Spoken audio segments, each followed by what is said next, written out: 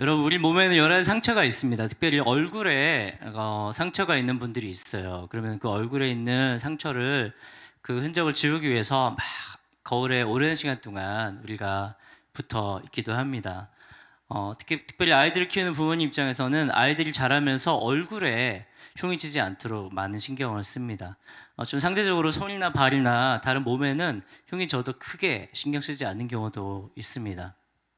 우리가 가지고 있는 몸은 이렇게 상처가 나기 쉽고 상처가 나고 나면 반드시 흉이 지게 되어져 있습니다. 근데 사실은 우리 몸뿐 아니라 우리의 내면이 사실 더 크게 상처를 쉽게 입을 수 있는 그런 상태이고, 상처가 나면 흔적이 또 강하게 남는 것이 우리 내면이다라고 하는 것을 우리가 쉽게 생각하고 넘어갈 때가 있습니다. 몸에 상처가 나면 금방 응급 처방을 합니다. 빨간약 바르고, 우리 옛날 할머니 아까진기 바르고 너무 오랜만에 들어본다 그죠? 네, 밴드 바르고 이렇게 하면서 우리 몸에 있는 상처는 빨리빨리 치료하는데, 어차피 우리 내면에 입는 상처들에 대해서는 어떻게 해야 될지 몰라요. 그래서 병원 가도 안 고쳐주고 그냥 피 철철 흘리다가 이것이 자연스럽게 아물겠지, 괜찮아지겠지, 시간이 치료해 주겠지라고 하면서 우리의 내면의 큰 고통, 내면에 우리 안에 있었던 그 아픔들이 그냥 큰 흉이 지고 그냥 넘어갈 때가 많이 있습니다. 오늘 본문은 요셉의 내면에 얼마나 깊이 새겨져 있는 상처가 있었는지를 보여주는 그 흔적들을 우리가 볼 수 있습니다. 사실 요셉은 내면이 굉장히 강한 사람입니다. 요셉은 정말 내면이 건강한 사람입니다. 어떻게 알 수 있냐면 자기 형들에게, 인신매매범들에게 팔렸어요. 먼 나라로 팔려갔습니다. 그리고 그곳에서 종살이를 했습니다. 종살이 하면서 그 주인, 그 애굽의 귀족, 주인 집에서 정말 열심히 성실하게 일했습니다. 그래서 관리자로 승진하게 됐죠. 근데 거기서 이상한 여자를 또 만나가지고, 이상한 여자한테 얽혀가지고, 또 성범죄 미수 이렇게 해가지고 유죄 땅. 그래서 한 번 들어가면 못 나온다라고 하는 정치범 수용소, 깊은 감옥으로 그가 또 붙잡혀갔습니다. 또 거기서는 또 열심히 자기의 맡은 일들을 하면서 또 간수들을 도와주다 보니까 또 거기서 관리하는 사람이 되죠. 그래서 거기서 왕의 내시, 바로 왕의 내시, 예지몽을 꾼 것을 잘 해석하여 주고 그 사람한테 저는 억울합니다, 당신 나가면 꼭 저의 억울함을 풀어주세요 했는데 어떻게 됐죠? 배신당했어요. 만약에 요셉이 내면이 강하지 않은 사람이라면 10번은 무너졌을 거예요. 10번은 무너졌을 거예요. 근데 수많은 사람들의 미움과 배신 속에서도 그는 내면이 강한 사람이었어요. 끝까지 하나님 앞에 포기하지 않고 믿음으로 살았기 때문에 지금 어디에 올라왔냐면 애굽의 넘버 2, 애굽 바로 왕 바로 밑에 총리가 되어서 이제는 애굽 아리따운 여인과 결혼하고 이제 아들들도 낳고 이제 가정을 세우고 정말 하나님의 또 귀한, 사람을 생명을 살리는 귀한 일에 사용되어지는, 정말 어떻게 이렇게 사람이 놀랍도록 회복될 수 있을까라고 싶을 만큼 요셉은 정말 꿋꿋하게 참고 견디면서 정말 여기까지 올라온 사람인 것이죠. 내면이 얼마나 강한지 모릅니다. 만약에 우리 주변에서 요셉 같은 사람을 본다면 뭐라고 하겠어요? 아이고, 사위 삼고 싶다. 어떻게 이런 사람이 다 있냐? 하나님 앞에, 사람 앞에, 사회적으로, 가정 뭐 하나 흠잡을 데가 없는 거죠. 너무너무 건강하고 너무너무 내면 튼튼한 사람이기 때문에. 그런데 이 건실하고 이 사회적으로 굉장히 높은 직위에 올라가 명망을 받는 이 요셉, 나이 30밖에 안 됐는데 온 애굽을 다스릴 만한 그런 사람이 된 이 요셉이 정체 모를 가나안에서 온 꾸쭈꾸레한 이렇게 꾸쭈꾸레한 10명이 앞에서 있다가 이 사람이 무너지는 것을 온 애굽이 보게 된 겁니다. 갑자기 그냥 와르르 무너지는 것을 보게 된 것입니다. 요셉은 자신의 내면이 강건한 사람이라고 스스로 생각했을 것입니다. 하나님 나를 붙잡아 주셨어. 나 지금까지 너무나 큰 어려움 가운데서도 하나님 여기까지 인도하셨어. 에베네셀의 하나님 나의 삶을 인도하시고 붙잡아 주셨어 라고 해서 정말 자기가 강해진 사람, 상처로부터 치유받은 사람이라고 생각했을 거예요. 근데 그 모든 고통스러운 과거의 기억으로부터 나는 풀려났다라고 생각했던 요셉이 형들 앞에서 무너지는 그런 현장을 우리가 말씀을 통해서 보게 됩니다. 어쩌면 오늘 우리들도 겉으로는 멀쩡해 보일 수 있어요. 겉으로는 며느리 삼고 싶다, 사위 삼고 싶다, 저런 형, 저런 누나, 저런 언니, 영적인 리더십을 가진 사람, 나도 저렇게 되고 싶다라고 하는 그런 모델링이 될 만한 그런 삶을 살고 있는 분들이 있을 수 있어요. 과거에 어려움과 상처가 있었지만 씩씩하게, 용감하게 하나님 앞에 기도하면서 내면의 내 고통들을 주님 앞에서 다뤄가면서 여기까지 왔을 수 있다라고 하는 것입니다. 요셉처럼 말이죠. 하지만 하나님은 요셉을 보시면서 그 요셉의 깊은 내면에 여전히 다뤄야 할 영역이 있다라고 하는 것을 보고 계셨다라는 것입니다. 우리가 보기에는 안 보이지만 요셉이 꾹꾹 누르고 있었던 거. 내가 여기서 무너지면 안 돼. 나는 참고 견뎌야 돼. 나는 누구도 나를 이해해주지 못해. 내가 끝까지 버틸 거야 라고 스스로 자기 자신을 단도리를 치면서 여기까지 끌고 왔던 내면을 향하여서 하나님은 요셉 너는 좀 만져줘야 된다라고 하는 부분이 있을 수 있다라고 하는 것을 보여주는 것입니다. 우리도 과거 잊어버렸던 그런 상처들, 흔적들이 우리 마음속에 그대로 고스란히 남아있을 거예요. 트라우마로 남아있고 성격적 결함으로 남아있고 혹은 요즘에 흔히 이제 이런 단어가 쓰이는데 발작 버튼이라는 말이 있습니다. 괜찮은 사람인데 갑자기 뭐 이렇게 잘못 누르면 와 이렇게 이상하게 변하는 사람들이 있어요. 그런 게 흉터로 우리 안에 남아있기 때문에 그게 하나님 앞에서 완전하게 만져지지 않고 다뤄지지 않았기 때문에 어쩌면 우리의 성격 안에 발작 버튼이 되어서 누가 나한테 그것만 건드리면 막 사람이 막 무너지는. 왜냐면 우리는 거기는 우리가 그렇다고 하는 건 뭘 얘기하는 거겠어요? 우리 내면이 여전히 과거의 일로부터 완전히 자유하지 못하다라는 걸 얘기하는 거죠. 그 고통을 잊어버리고는 있지만 그것으로부터 우리가 완전히 치유받고 만짐받았다라고 할 수는 없는 부분이 분명히 우리 안에 있다라고 하는 것이죠. 그래서 우리의 연약함들이 그대로 우리 내면에 있어서 특별히 가정 안에서 아내와 남편과 자녀와 부모 관계 안에서 누군가 내 발작 버튼을 눌렀을 때 영적 전쟁이 시작되는 겁니다. 그렇게 행복하고 그렇게 건실해 보였던 사람이 갑자기 막 화를 낸다든지 갑자기 난리를 친다든지 이것이 바로 우리 안에 있는 내면의 불완전한 모습을 우리가 가지고 있는 사람이다라고 하는 것을 우리가 잊고 살 때가 많다라고 하는 것이죠. 오늘 설교의 제목이 나와 있는데 우리 한번 읽어볼까요? 여기 화면에 있습니다. 시작. 믿으십니까? 하나님은 보이지 않는 우리의 연약함과 죄와의 그 상처들을 만지고 치유하고 회복하는 분이신 것을 믿으시기 바랍니다. 우리 오늘 본문 19절과 20절의 말씀 함께 한 번 더 읽어보겠습니다. 19절과 20절입니다. 시작. 너희가 확실한 자들이면 너희 형제 중 한 사람만 그 옥에 갇히게 하고 너희는 곡식을 가지고 가서 너희 집안에 굶주림을 구하고 너희 막내 아우를 내게로 데리고 오라. 그러면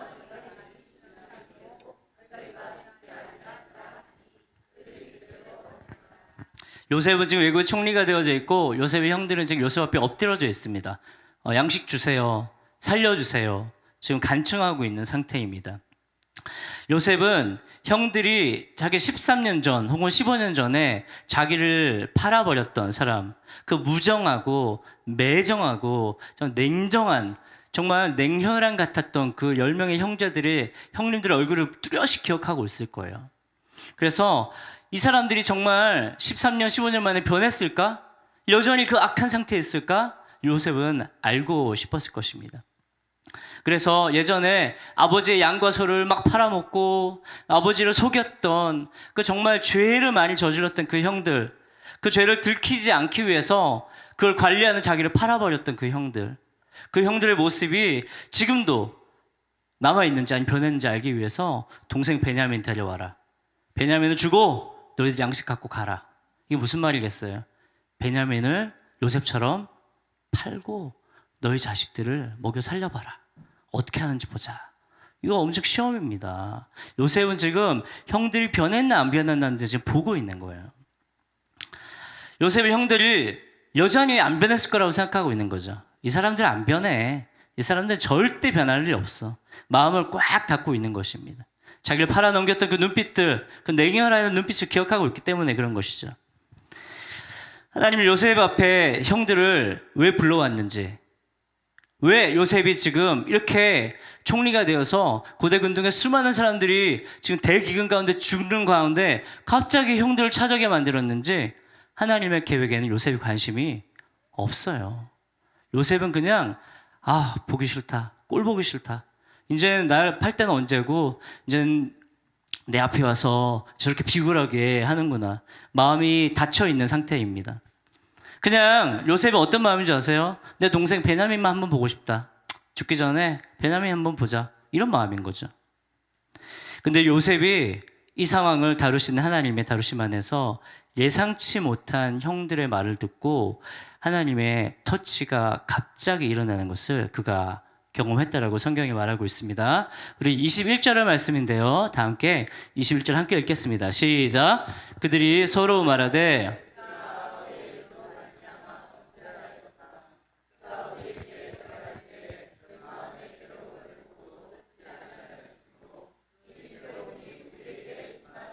아멘. 요셉은 이제 십수년이 흘렀기 때문에 나는 괜찮다라고 생각하고 있었어요.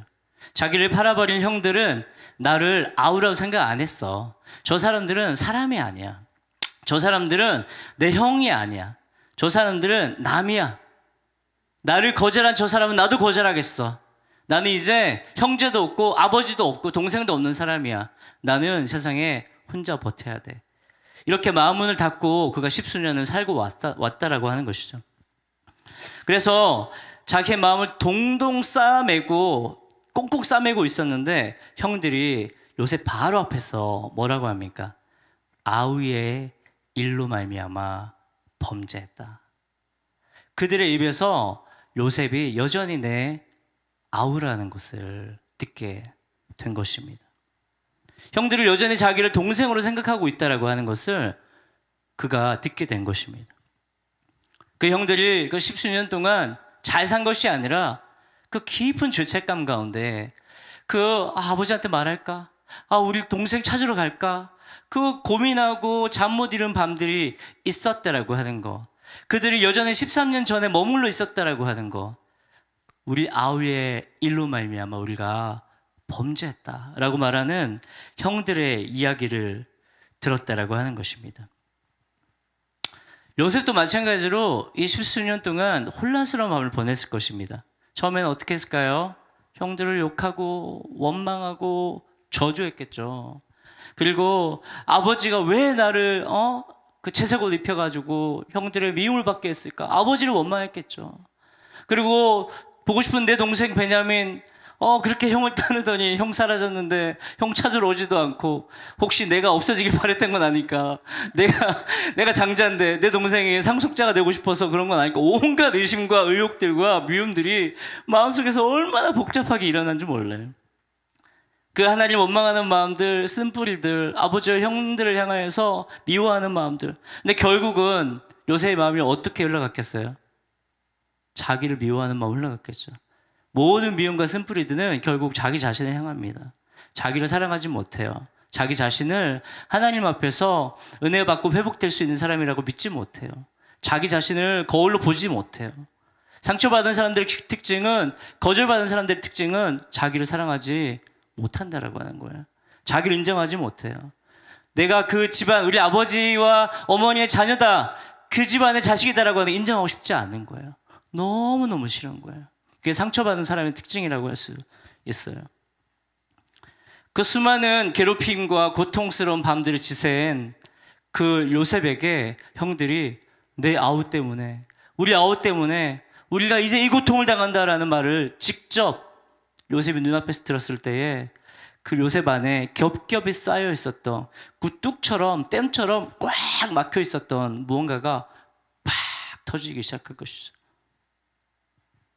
그 순식간에 그 마음속에서 찌꺼기 같은 것들이, 미움의 찌꺼기 같은 것들이, 그 상처의 찌꺼기 같은 것들이, 그 저주의 마음들이 그 댐 안에 가득 있었는데, 마치 물을 우리가 담아놓으면, 이 물을 담아놓고 더러운 물을 담아놓으면 시간이 지나면 어떻게 되는, 찌꺼기가 싹 가라앉습니다.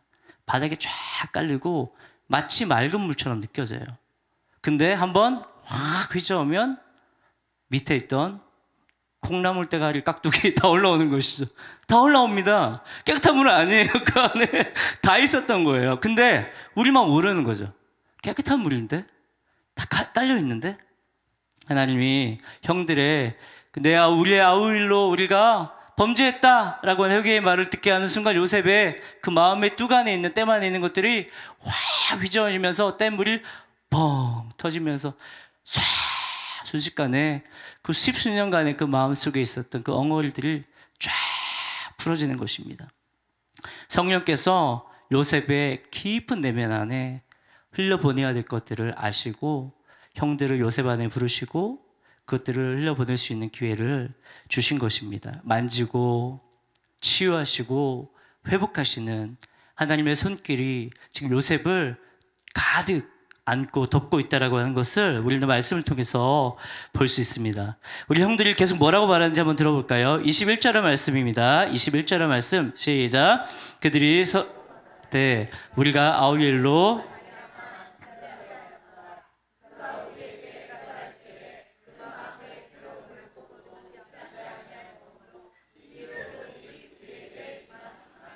아멘.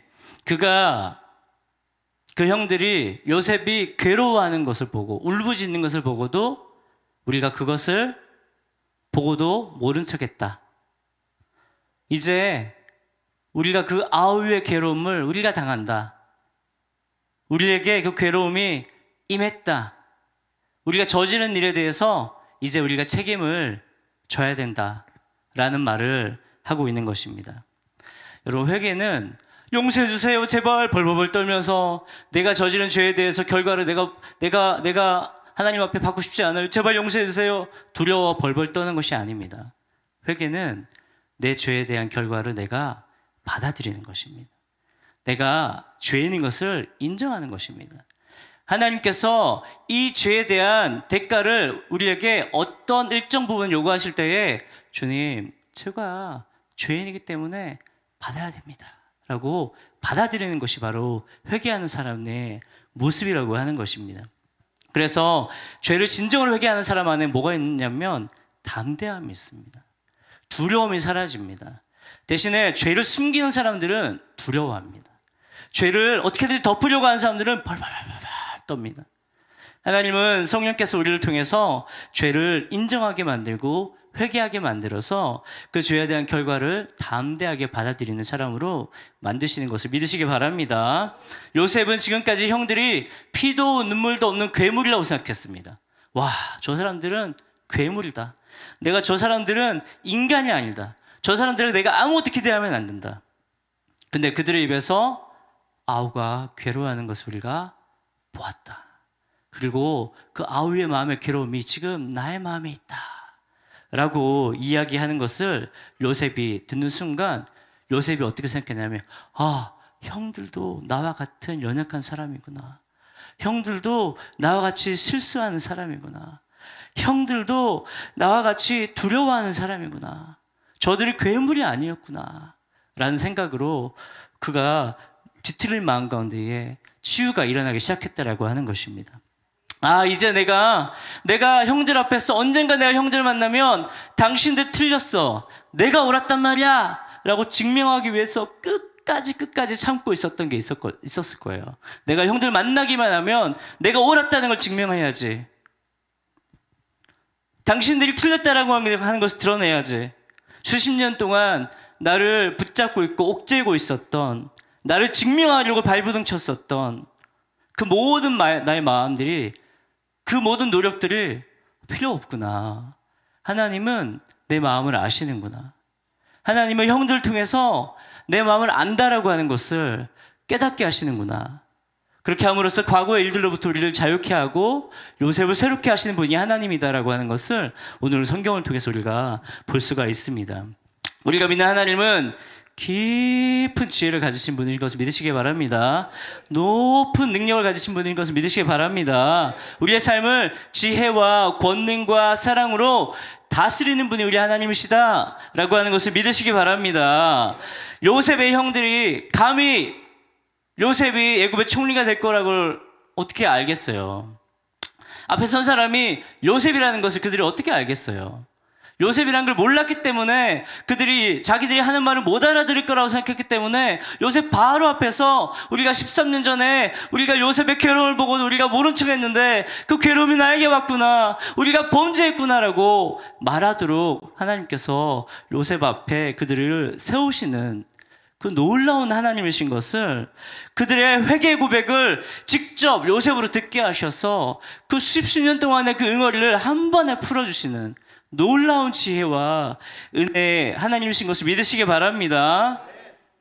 이렇게 하나님은 우리 안에 있는 상처난 내면, 저항할 수 없이 우리 안에서 정말로 상처로 고통 가운데 숨어 있었던 우리의 모습이, 그 안에서부터 그 맺힌 것들을 풀어주시고 눈물을 흘리게 만드시며 하나님께서 우리에게 만지시고 치유하시고 회복하는 분이다라고 하는 믿음을 갖게 하시는 분이신 것을 믿으시기 바랍니다. 그때 흐르는 눈물은 바로 정화의 눈물인 것입니다. 그때 흐르는 눈물은 바로 내가 상처로부터 자유케 되었다라고 하는 것을 증명하는 눈물인 것입니다. 그때 흐르는 눈물은 하나님의 다스림을 온전히 인정하게 되는 눈물인 것을 믿으시기 바랍니다. 여호와 라파, 그분의 이름은 나를 치료하는 하나님이시다, 그것을 고백하게 되는 것을 믿으시기 바랍니다. 우리가 지금까지 살면서 받았던 내면의 고통들, 그 외로움들, 우리가 꽁꽁 싸매고 있었던 우리 과거의 슬픈 기억들, 우리 고통, 육체의 고통뿐 아니라 우리 영혼에 깊이 새겨져 있는 그 흔적들, 그것을 주님은 보고 계실 것을 믿으시기 바랍니다. 너 그거 만져야 된다. 말씀 앞에 나와서 그거 만짐받아야 된다. 그거 만짐받지 않으면 온전한 사람 되지 못한다. 하나님 우리에게 말씀하시고 계신 것을 믿으시기 바랍니다. 우리는 살면서 우리 자신에게 많은 상처를 입힙니다. 그리고 우리 주변에 우리가 사랑하는 사람들에게 너무나 많은 상처를 입힙니다. 우리가 많은 이웃에게 많은 상처를 입힙니다. 지울 수 없는 흔적을 남깁니다. 우리는 그것을 깨닫게 되면 끙끙 그것을 안고 살아갑니다. 또 내가, 또 저 사람이, 또 내가, 이런 생각들을 하며 살아갑니다. 그러면서도 겉으로는 요셉처럼 아무 일도 없는 것처럼, 정상인인 것처럼, 멋진 사람인 것처럼 더 외모를 치장하고 더 좋은 것으로 내 몸에 걸면서 나는 내면은 망가지고 고통스러운 사람인지 몰라도 나는 겉으로는 괜찮은 사람인 것처럼 행동하고 싶어.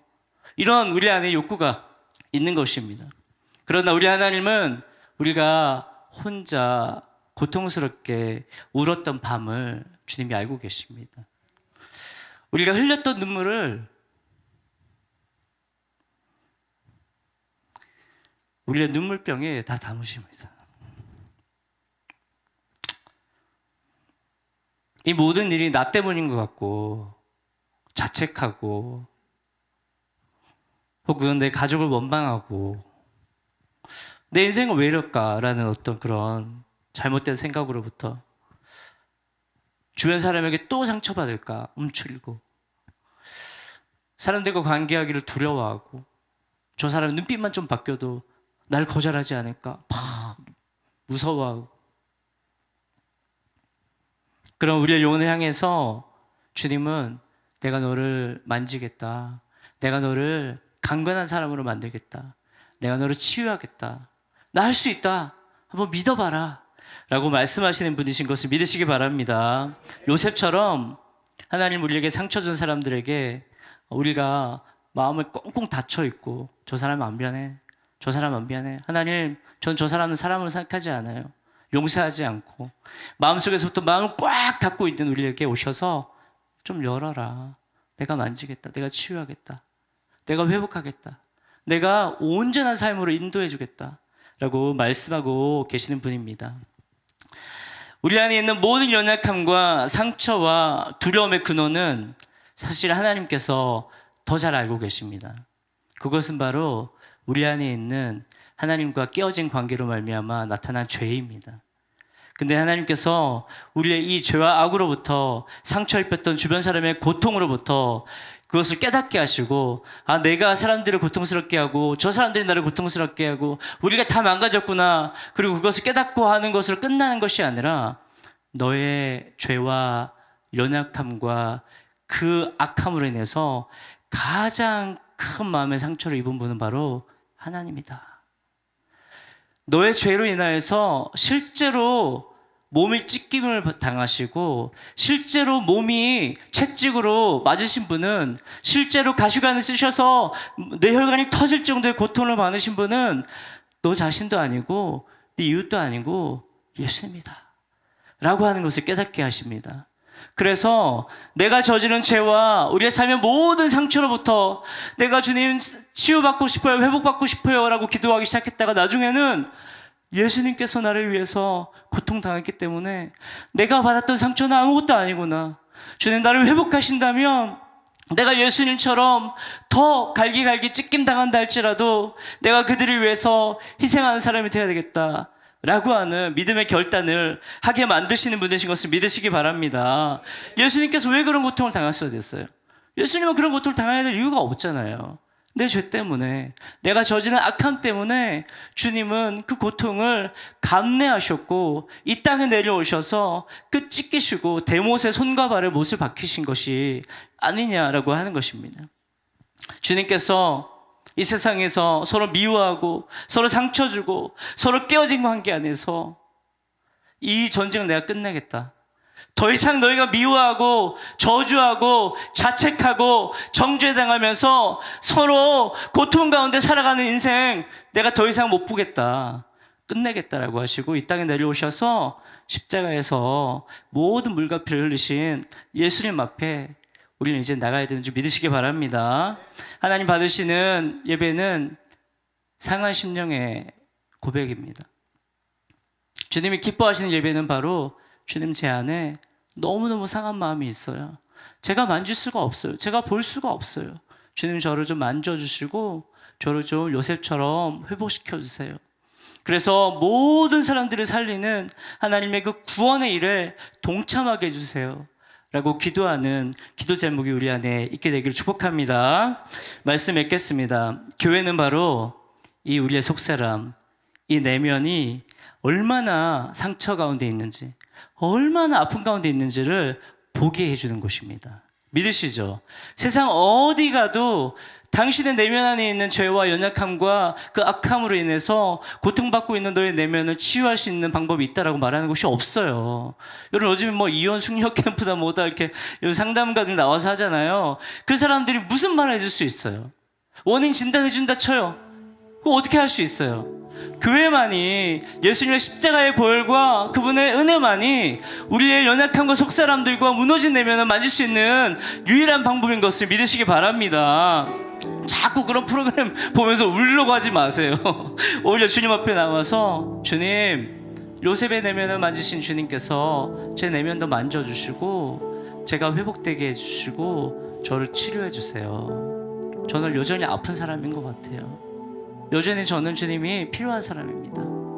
그때 은혜가 회복되는 것을 믿으시기 바랍니다. 여러분 자꾸 마음 메마른 상태에서 은혜 주세요. 은혜는 죄인들에게 부어지는 거잖아요. 은혜는 받지 못할 사람에게 부어지는 거예요. 우리가 하나님으로부터 그 만짐받고 치유받고 회복받을 자격이 있나요? 없어요. 근데 하나님 우리에게 오셔서 만약에 그 일을 행하신다면 그때 은혜가 회복되는 거예요. 그때 눈물이 회복되는 거예요. 그때 우리의 삶에서 하나님과의 관계가 꽉 막혔던 관계가 다시 열리는 것을 믿으시기 바랍니다. 우리 한번 찬양팀 나오시고 한번 우리 말씀을 기억하면서 한번 기도했으면 좋겠습니다. 기도 한번 하고 찬양할 텐데요. 주님, 나의 내면을 만지시는 주님 앞에, 성령의 터치 앞에 나 자신을 열어드립니다. 예수님의 십자가의 그 사랑 앞에 나아갑니다.